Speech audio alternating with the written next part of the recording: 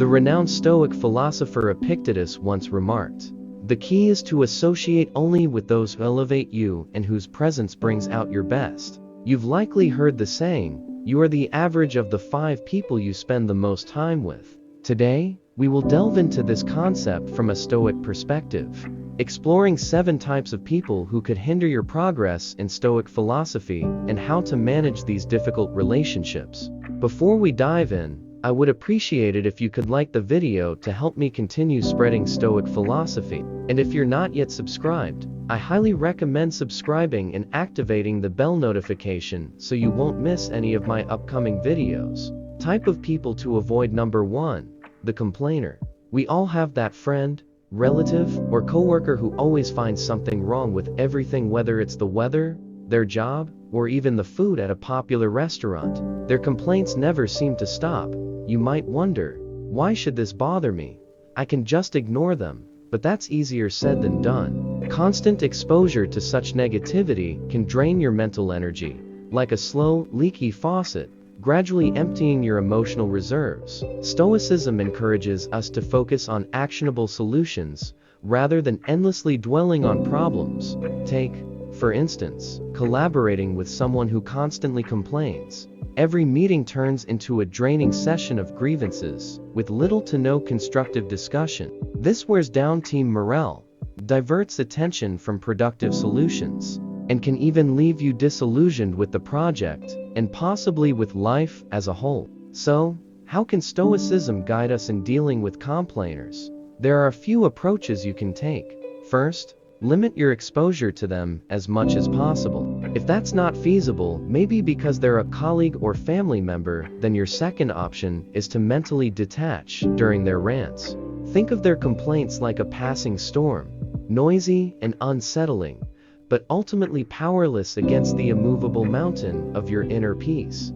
Your third strategy is to shift the conversation towards solutions or change the subject to something more constructive. As Marcus Aurelius once said, "You have power over your mind, not outside events. Realize this, and you will find strength." This timeless Stoic wisdom reminds us to protect our mental calm, ensuring that negativity from chronic complainers doesn't pull us away from our Stoic path of resilience and virtue. Type of people to avoid. Number 2. The drama magnet.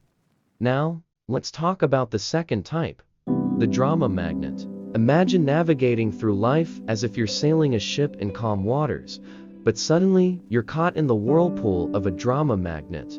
This person seems to have an endless stream of crises, conflicts, and controversies. Like a whirlpool, they have a way of sucking you into their chaos. At first, their energy might seem alluring, perhaps mistaken for passion or excitement. However, you'll quickly realize that being around them is like sailing through a storm, draining and perilous. What makes drama magnets particularly difficult to deal with is their tendency to pull you into their conflicts, even when you had no part in them. For example, you might have a friend who frequently falls out with others in your social circle. Today, they're not speaking to Sarah, and tomorrow, it's Tom. You try to offer advice, but before you know it, you're also caught up in the conflict. In this case, reflective listening can be a useful strategy. Instead of offering advice or taking sides, simply mirror their words back to them. For example, they say, "I can't believe Sarah did that." Respond with, "So you're feeling betrayed by what Sarah said." This allows you to offer emotional support without getting entangled in the drama. Another tactic, which might seem counterintuitive, is to become selectively unavailable. Stoicism teaches us to value our time, and sometimes that means not being available for other people's constant crises, especially when they seem to have no end. Set clear boundaries, such as turning off your phone during certain hours or creating focused work periods where you cannot be disturbed.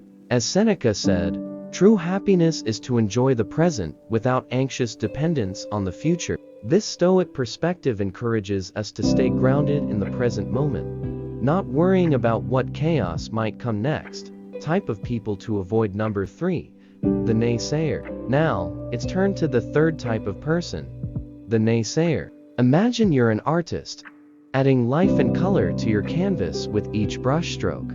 Then, The naysayer walks in, looks at your work, and immediately begins to critique it. Are you sure about that color? Most artists never make it, you know. This isn't the kind of constructive criticism that helps you grow. It's a persistent cloud of doubt and negativity. For example, imagine you're excited about pursuing a new career path. You've done your research and maybe even taken some preliminary courses. But when you share your enthusiasm with the naysayer, they quickly list all the reasons it won't work out. Soon, their doubts begin to feel like your own, and your once clear vision begins to falter. So how do you handle the naysayer? Especially if there's someone close to you.